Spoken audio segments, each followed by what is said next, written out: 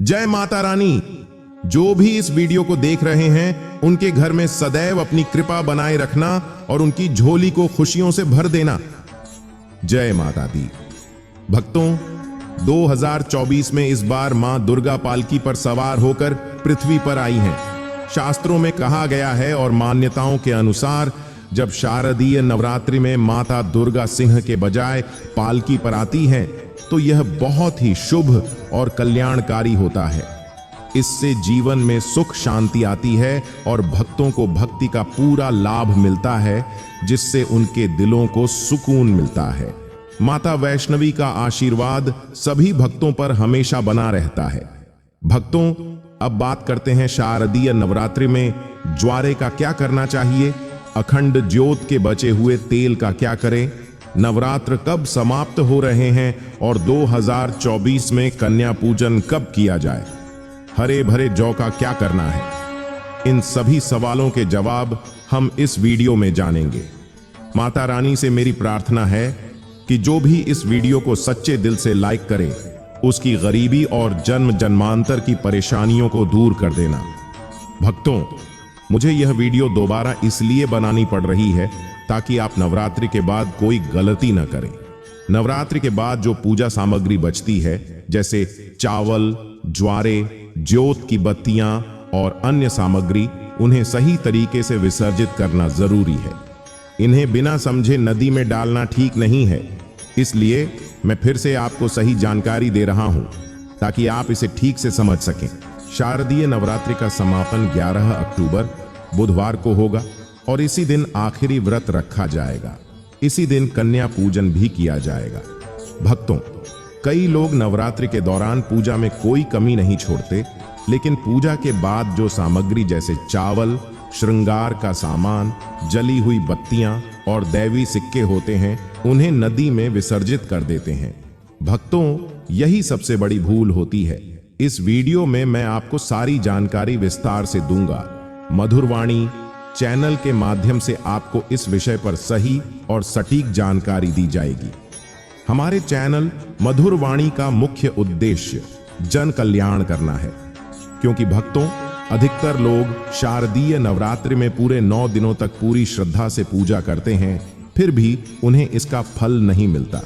इसका कारण यह है कि पूजा करने के बाद लोग एक बड़ी गलती कर बैठते हैं। माता रानी स्वयं प्रसाद देकर जाती हैं, लेकिन व्यक्ति उस प्रसाद का सही उपयोग नहीं कर पाते। देखिए भक्तों, अगर आपके पास कुआं है लेकिन आप उसमें से पानी नहीं निकालोगे तो आपकी प्यास कैसे बुझेगी? ठीक उसी प्रकार आपके पास प्रसाद है लेकिन आप उसका सही उपयोग नहीं कर रहे हैं। मेरा कहने का मतलब यह है कि जो तरीका मैं बताने जा रहा हूं, अगर उसे सही तरीके से अपनाओगे तो आपके जीवन में चल रही गरीबी, रोग, दोष और सभी परेशानियों का समाधान होगा। आपकी मनोकामनाएं पूरी होंगी। आज मुझे मेरे गुरुओं और माता आदि शक्ति की प्रेरणा मिली है, इसलिए मैं यह जानकारी आपसे साझा कर रहा हूं। भक्तों, अगर हमारी वीडियो में बताए गए उपायों से किसी एक भी व्यक्ति का भला होता है तो हमें भी पुण्य की प्राप्ति होती है और हमें आपके आशीर्वाद का लाभ मिलता है। माता रानी की कृपा भी प्राप्त होती है। तो भक्तों, समय व्यर्थ न करते हुए आज की वीडियो को शुरू करते हैं। इसे ध्यान से देखना। नवरात्रि के समय में आप कौन सी गलतियां करते हैं जिससे आप हानि उठाते हैं? देखिए, कहा गया है कि अधिकांश लोग जो चावल माता रानी को चढ़ाते हैं उनका सही उपयोग नहीं कर पाते।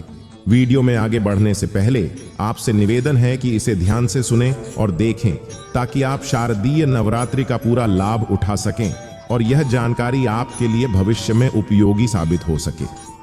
भक्तों, पूजा करने के बाद जो बचे हुए चावल होते हैं, मैं उन्हीं चावलों की बात कर रहा हूं, न कि जो ढेर सारे चावल होते हैं। पूजा के दौरान माता रानी को जो चावल, पुष्प और सिक्के चढ़ाए जाते हैं, उन्हें आप नदी में बहा देते हैं। आपने 9 दिनों तक माता रानी की पूजा की और उन्होंने आपको प्रसाद स्वरूप चावल, पुष्प और सिक्के दिए, लेकिन आप उन्हें सीधे नदी में बहा देते हैं। भक्तों, यही सबसे बड़ी मूर्खता है। 9 दिन का फल आपने सीधे नदी में बहा दिया। ऐसा नहीं होना चाहिए। मित्रों, पिछली वीडियो में भी मैंने नवरात्रि के बारे में बताया था। माता रानी के चढ़ाए हुए चावल को अपने भंडार में रखें।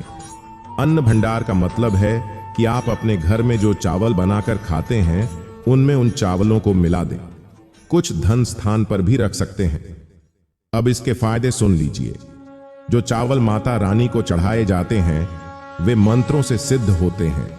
माता रानी के चढ़ाए हुए चावल जागृत अवस्था में हो जाते हैं। अगर आप इस प्रकार के चावल खाते हैं तो ध्यान रखें कि 1 या 2 चावल के दाने मिलाकर ही खाएं। इससे आपके शरीर में सकारात्मक ऊर्जा उत्पन्न होती है। भक्तों, चावल खाने के बाद आपकी शारीरिक और मानसिक पीड़ा दूर हो जाती है।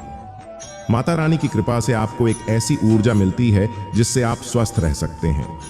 आप जहां भी जाएं और जो भी कार्य करें वह सफल होता है। एक और बात, इन चावलों को थोड़ा सा खाने से आपका पेट भर जाता है और आपको तृप्ति जल्दी मिलती है। इससे आपके घर में कभी भी अन्न की कमी नहीं होगी। आप में से अधिकांश भक्त माता रानी को श्रृंगार का सामान जरूर चढ़ाते हैं, लेकिन इसके बाद इसे नदी में बहा देते हैं या किसी और को दे देते हैं। ऐसा नहीं करना चाहिए। जो श्रृंगार का सामान आप माता रानी के लिए चढ़ाते हैं उसे 9 दिन बाद घर की शादीशुदा महिलाओं को देना चाहिए। इससे उन्हें अखंड सौभाग्य की प्राप्ति होती है। जब तक वे माता रानी को चढ़ाए हुए श्रृंगार का सामान पहनेंगी तब तक यदि उनके पति को लेने के लिए मृत्यु का सामना करना पड़े तो उनकी ओर से कोई नुकसान नहीं होगा। इससे उन महिलाओं को अखंड सौभाग्यवती का आशीर्वाद मिलता है। महिलाएं घर की साक्षात लक्ष्मी होती हैं, इसलिए विशेष ध्यान रखें कि जो बचा हुआ श्रृंगार का सामान है उसे माता बहनों को देना चाहिए। अब मैं आपको बताना चाहूंगा कि आप में से अधिकतर भक्त जो बचा हुआ तेल होता है उसे नदी में विसर्जित कर देते हैं। यही सबसे बड़ी गलती है। जो ज्योत जलाने के लिए आप शारदीय नवरात्रि में तेल का उपयोग करते हैं उसका बचा हुआ तेल जागृत अवस्था में होता है। भक्तों, जागृत वस्तुएं ही अपना पूर्ण प्रभाव दिखाती हैं। आपने देखा होगा कि सभी मूर्तियों की पूजा नहीं होती। जब कुम्हार या पत्थर के कारीगर मूर्तियां बनाते हैं तो उन मूर्तियों की पूजा नहीं होती। पूजा केवल उसी मूर्ति की होती है जिसकी प्राण प्रतिष्ठा की जाती है। इसी प्रकार नवरात्रि में बचे हुए तेल का सही उपयोग करना चाहिए ताकि आप उसकी शक्ति और प्रभाव का लाभ उठा सकें। तो भक्तों, कहने का मतलब यह है कि जो ज्योति का बचा हुआ तेल होता है वह जलने के कारण जागृत अवस्था में आ जाता है।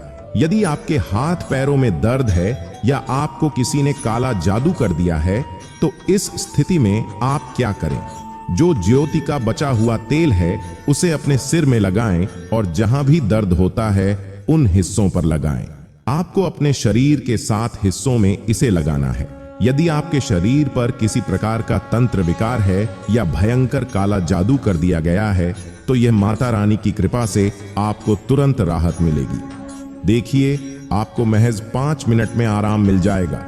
हमें हमारे गुरु के माध्यम से यह प्रेरणा मिली है कि इस जानकारी को समाज में फैलाना चाहिए ताकि इससे आपका भला हो सके। अब आपको किसी तांत्रिक या ऊंझा के पास जाने की जरूरत नहीं पड़ेगी। आपको 1 साल के लिए ज्योति का बचा हुआ तेल संभाल कर रखना है। यह सिर दर्द के लिए बहुत फायदेमंद है। यदि कभी ग्रह नक्षत्रों की पीड़ा के कारण सिर में दर्द हो तो यह तुरंत बंद हो जाता है। आपको शरीर के 7 हिस्सों में इस तेल को लगाना होगा, जैसे कि सिर, पैर, हाथ, कोहनी, हृदय या कंठ में। इस प्रकार से आपको अपने शरीर के हिस्सों का चुनाव करना होता है, जिससे आपकी जीवन में जो भी परेशानी या शारीरिक पीड़ा हो वह पूरी तरह से दूर हो जाती है। भक्तों, मैं आपको बताना चाहूंगा कि नवरात्रि के दौरान जब आप अगरबत्ती जलाते हैं या गोबर के कंडे का उपयोग करते हैं तो उस दौरान जो भस्म बनती है उसका क्या करना चाहिए? जलाने के बाद जो भस्म बनती है उसे पूरे साल के लिए संचित करना चाहिए। अगरबत्ती की भस्म या गोबर के कंडे की भस्म दोनों को 1 साल तक सुरक्षित रखना चाहिए। यदि आपके पास अधिक मात्रा में भस्म है तो आप उसे नदी में बहा सकते हैं, लेकिन कम से कम 1 साल के लिए इसे अपने पास रखना चाहिए। भक्तों, हम आपको भस्म के लाभ बताना चाहते हैं। अगर आप चाहते हैं कि आपकी आध्यात्मिक उन्नति हो और प्रगति हो, तो आपको इसे थोड़ी थोड़ी मात्रा में खाना शुरू कर देना चाहिए। इससे आपकी सोचने समझने की क्षमता में बहुत सुधार होगा और आप जो भी कार्य करेंगे उसमें सफलता मिलेगी। एक खास बात यह है कि छोटे बच्चों को नजर बहुत जल्दी लग जाती है, इसलिए जो अगरबत्ती की भस्म है उसका थोड़ा सा तिलक बच्चों के मस्तक पर लगाएं। यदि बच्चे को पेट में दर्द है तो उस हिस्से पर भस्म को रगड़ें, इससे दर्द से राहत मिलेगी। कहने का मतलब है कि यह भस्म आपके हर प्रकार के दुख, तकलीफ और बाधाओं को दूर करने में मदद करती है। यदि आपके बच्चे पढ़ाई में कमजोर हैं तो उन्हें इस भस्म का तिलक प्रतिदिन लगाएं। इससे उनकी बुद्धि स्थिर हो जाएगी और पढ़ाई में प्रगति होगी। यदि आप इस भस्म का तिलक करते हैं तो यह आपके और आपके बच्चे के लिए अति उत्तम होगा। इस भस्म का तिलक सिर पर लगाने से आपके ऊपर किसी भी प्रकार की नकारात्मक ऊर्जा का प्रभाव नहीं पड़ेगा। यदि कोई व्यक्ति तंत्र विकार करता है तो वह भी प्रभावी नहीं होगा। भक्तों, हमारे चैनल मधुर वाणी का उद्देश्य जनहित और जन कल्याण करना है। आइए जानते हैं कि ज्योत की बात का क्या करना चाहिए। आप में से अधिकतर भक्त या तो इसे नदी में बहा देते हैं या फिर इसे धन स्थान पर रखते हैं, इससे कोई लाभ नहीं मिलता। दोस्तों, ज्योत की बात हमेशा जागृत अवस्था में रहती है। ध्यान पूर्वक सुनिए। इसे आप अपनी बाजू पर धारण करना चाहिए। यदि लड़की है तो इसे अपनी भुजा में पहनना चाहिए। क्यों पहनना चाहिए? क्योंकि यह साधारण नहीं है, यह साक्षात मां दुर्गा का आशीर्वाद होता है। यह मां दुर्गा की कृपा का प्रतीक है। 9 दिन तक अखंड जलने के कारण यह चैतन्य हो जाता है। इसमें प्राण आ जाते हैं और शक्ति भी। इसलिए इसे धारण करने के कई प्रकार के लाभ होते हैं। यदि आप इन लाभों का अनुभव करना चाहते हैं तो यह ज्योत की बात अवश्य पहने। इसे धारण करने के बाद संत महात्मा द्वारा बताए गए 9 लाभों को मैं आपको इस वीडियो में बताऊंगा। अभी तक भक्तों ने कमेंट बॉक्स में जय माता रानी नहीं लिखा है तो कृपया जय माता रानी लिख दें। पहला लाभ यह है कि यह अकाल मृत्यु और दुर्घटना से बचाता है। यदि कोई व्यक्ति इसे बाजू में पहनता है या धारण करता है तो उस व्यक्ति को कभी भी दुर्घटना नहीं होती और न ही अकाल मृत्यु होती है, क्योंकि ऐसे व्यक्ति के साथ साक्षात मां दुर्गा की शक्तियां होती हैं। ये जो धागा आप धारण कर रहे हैं, ये कोई साधारण बत्ती नहीं है, बल्कि यह साक्षात नव दुर्गा का आशीर्वाद होता है। यह एक प्रकार का सुरक्षा कवच है। इसे पहनने के बाद कभी भी अकाल मृत्यु नहीं होगी और दुर्घटनाओं से बचाव होता है। दूसरा लाभ यह है कि यह नजर दोष और तंत्र बाधा से बचाता है। आप में से कई भक्त हमें बताते हैं कि वे नजर दोष से परेशान रहते हैं। क्या करें? यदि आप नजर दोष से बचना चाहते हैं और चाहते हैं कि आपकी अध्यात्म उन्नति में किसी की नजर दोष न लगे, तो इसे अवश्य धारण करें। यह नजर दोष और तंत्र बाधा से भी रक्षा करता है। चाहे कोई कितना बड़ा तांत्रिक ही क्यों ना हो, वह तंत्र क्रिया आपके ऊपर प्रभाव नहीं डाल सकेगा। तीसरा लाभ यह है कि यह भूत प्रेत और नीच शक्तियों से बचाता है। आप कहीं भी शमशान में जाकर सोएं, इसको पहनने के बाद भूत प्रेत आपका बाल भी बांका नहीं कर पाएंगे। इस प्रकार भूत प्रेत और नकारात्मक शक्तियों से इसको धारण करने पर हमें सुरक्षा मिलती है। भक्तों, इसका चौथा लाभ लक्ष्मी की पूर्ण कृपा प्राप्त करना है। जो लोग चाहते हैं कि माता लक्ष्मी उनके जीवन में हमेशा बनी रहें और उनकी कोई कमी न हो, उन्हें इसे अवश्य धारण करना चाहिए। इससे लक्ष्मी माता का आशीर्वाद और नवदुर्गा का कृपा भी मिलती है। इसके अगले लाभ में दैहिक और भौतिक सुखों की प्राप्ति होती है। यदि कोई व्यक्ति दैहिक सुख और दैविक सुख पाना चाहता है तो उसे इसे धारण करना चाहिए। छठा लाभ यह है कि मनोवांछित कार्य सफल होता है। यदि आपने लंबे समय से कोई काम सोच रखा है और वह सफल नहीं हो पा रहा है, तो इसे पहनने से वह कार्य सफल होने लगता है। अगला लाभ इच्छित नौकरी की प्राप्ति है। इसे धारण करने के बाद इच्छित नौकरी मिल जाती है। 8वां लाभ दैविक सिद्ध की प्राप्ति है। 9वां लाभ यह है कि मां दुर्गा आपके शरीर में हमेशा अंश रूप में विराजमान रहती हैं। जब तक आप इसे धारण करेंगे तब तक मां दुर्गा आपके साथ रहेंगी। जिनके शरीर में नव दुर्गा वास करती है उनके जीवन में अन्न, धन और किसी भी प्रकार की वस्तु का अभाव नहीं होता। भक्तों, देवी दुर्गा के स्वरूप में महागौरी की पूजा कीजिए।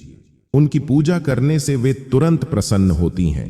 देवी दुर्गा का स्वरूप सिद्धिदात्री है, जो सभी प्रकार की सिद्धियों को देने वाली हैं। इसलिए नवरात्रि के 9वें दिन उनकी पूजा से असंभव कार्य को भी संभव कर सकते हैं। अधिकतर साधक मां सिद्धिदात्री की पूजा करते हैं और मां सभी को सिद्ध प्रदान करती हैं। उनका बीज मंत्र सिद्धिदात्री नमः है। आप में से कई दर्शक पूछते हैं कि सिद्ध की प्राप्ति के लिए क्या करें, तो मां सिद्धिदात्री की आराधना शुरू कर दें और इस मंत्र का जाप करें। इस मंत्र का जाप करने से आपको 8 प्रकार की सिद्धि और 9 प्रकार की निधि प्राप्त होती है। इस वीडियो से आप समझ गए होंगे कि ज्योत की बाती का क्या करना चाहिए। यदि यह जानकारी आपको पसंद आई हो तो कृपया वीडियो को लाइक करें और जन कल्याण के लिए इसे साझा करें। इस वीडियो को देखने से बहुत से लोगों का भला हो सकता है और सच्चे मन से कमेंट बॉक्स में जय माता लिखना न भूलें। आज की वीडियो यहीं समाप्त करते हैं। धन्यवाद।